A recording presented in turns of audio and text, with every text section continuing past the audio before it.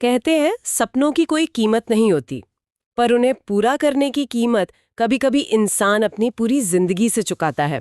आज हमारे पास the sand runner नाम के लेखों का एक संग्रह है जो बिल्कुल इसी सच्चाई को बयान करता है। और ये कहानी सिर्फ किसी के जीतने की नहीं है, बल्कि ये उस कीमत की है जो चुकाई गई। ये समझने की है कि कैसे एक इंसान अपनी सबसे बड़ी कमजोरी को अपनी सबसे बड़ी ताकत में बदल सकता है। हाँ, आज हम राजस्थान के एक युवा धावक समर की जिंदगी की पड़तों को खोलेंगे। एक ऐसा लड़का जिसे लोग धूल का इंसान कहकर बुलाते थे। तो चलिए शुरू करते हैं। इस कहानी को समझने के लिए मुझे लगता है पहले उस दुनिया को समझना होगा जहां ये घट रही थी। बिल्कुल, हम बात कर रहे हैं बीकानेर के पास एक छोटे से गांव की।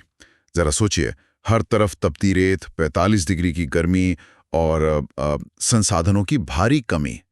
ऐसे माहौल में एक एथलीट बनने का सपना देखना ही अपने आप में एक दुस्साहस है। यहाँ की चुनौती सिर्फ दौड़ जीतना नहीं, बल्कि हर दिन अपने हालात से लड़ना है। और इन्हीं हालात के बीच रहता था 16 साल का समर।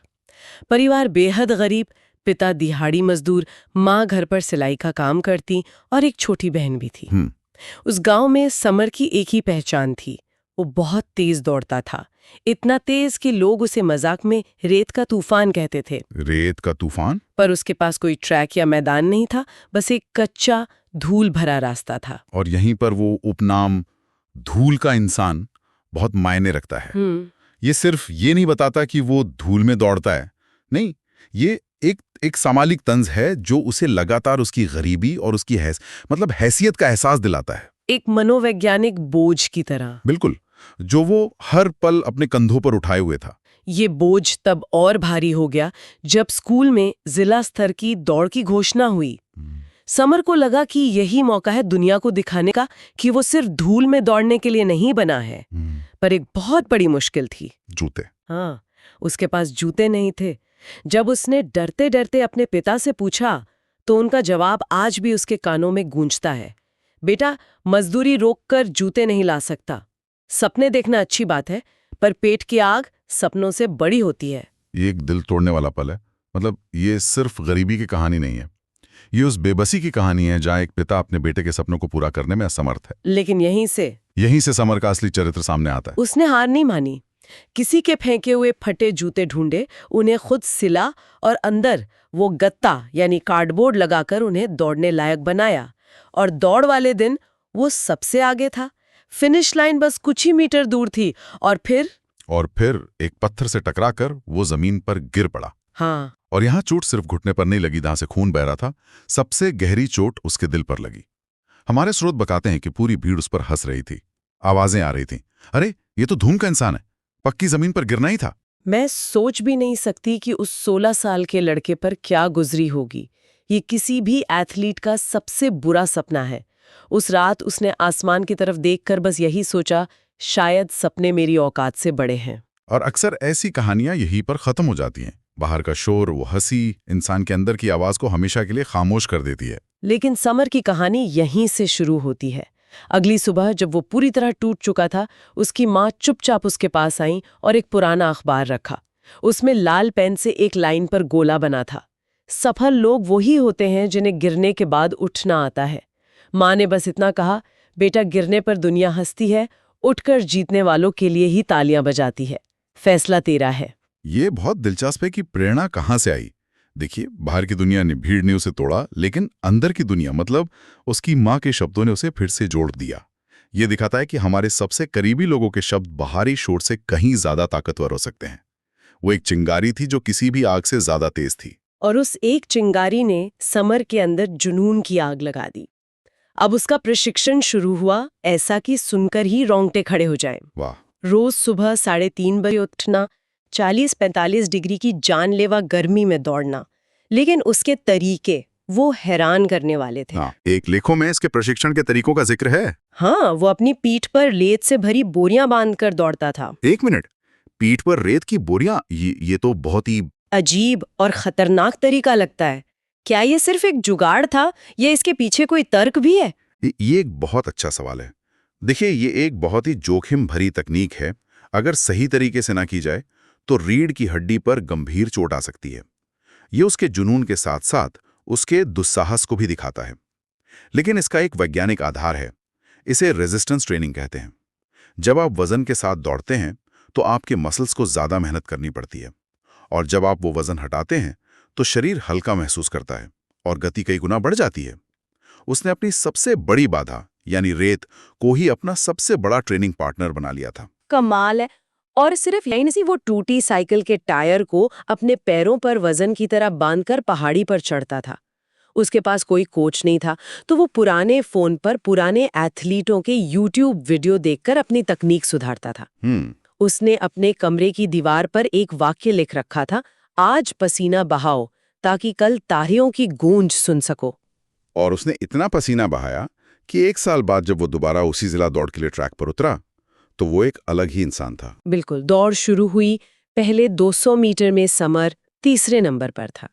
दर्शकों को लगा कि शायद इस बार भी वही होगा, लेकिन फिर जैसे ही आखिरी 150 मीटर बचे, उसकी रेत वाली ट्रेनिंग एक सुपर पावर की तरह काम आई। जहां दूसरे धावक थक रहे थे, समर ने ऐसी रफ्तार पकड़ी मानो उसके पैरों में पंख लग गए हों। उसने सबसे पहले फिनिश लाइन पार की। और उस शोर में 1 साल पहले की हंसी की आवाज हमेशा के लिए दब गई। जो भीड़ 1 साल पहले उस पर हंस रही थी, वही अब खड़े होकर तालियां बजा रही थी।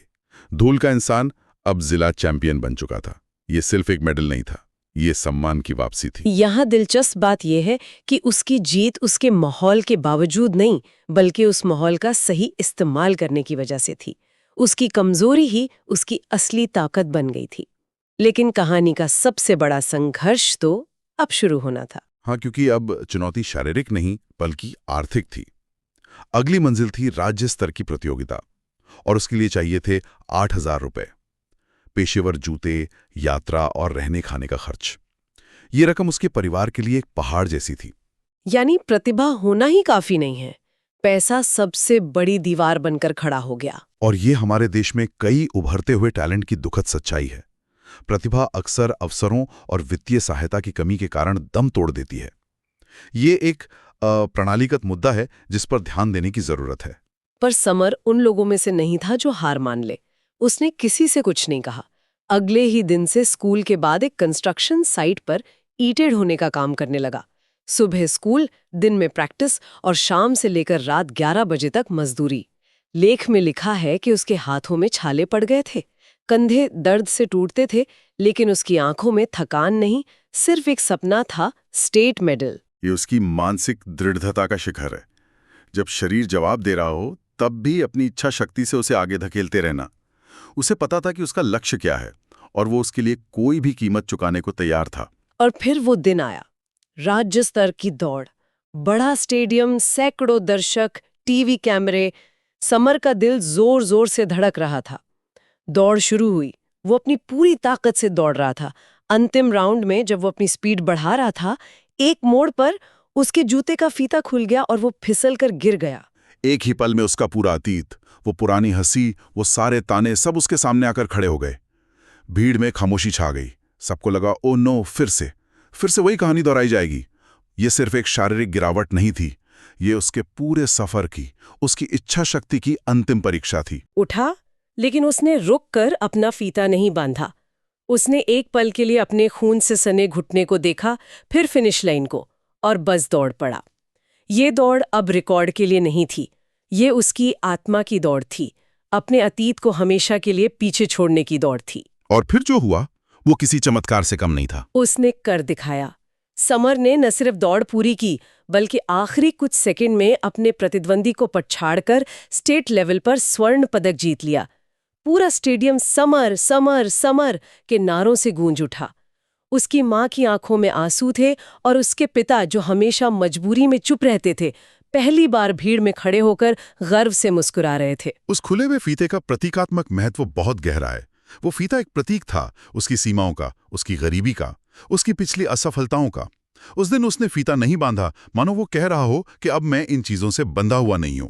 वो उन सब से आजाद होकर दौड़ रहा था। ये एक शारीरिक और मानसिक दोनों तरह की मुक्ति थी। इस घटना को अब 8 साल हो चुके हैं और आज का समर वो धूल में दौड़ने वाला लड़का नहीं रहा। हाँ, लेकिन उस लड़के की जिद आज भी उसके अंदर जिंदा है। बिल्कुल। आज समर भारत की राष्ट्रीय एथलेटिक्स टीम का एक चमकता हुआ सितारा है और ओलंपिक की तैयारी कर रहा है। हाँ, उसके नाम कई राष्ट्रीय रिकॉर्ड हैं। लेकिन ये सफर भी आसान नहीं था। जब वो नेशनल कैंप में पहुंचा तो उसकी टक्कर देश के उन बेहतरीन एथलीट से थी जिनके पास बचपन से ही पेशेवर ट्रेनिंग, महंगे जूते और सारे संसाधन थे।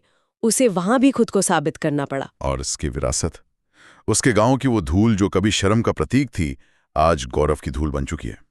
गांव के बच्चे अब उसी धूल भरे रास्ते पर दौड़ते हैं, समर बनना चाहते हैं। उसने न सिर्फ अपनी बल्कि अपने पूरे गांव की पहचान बदल दी। ये प्रतीकों का एक शक्तिशाली परिवर्तन है।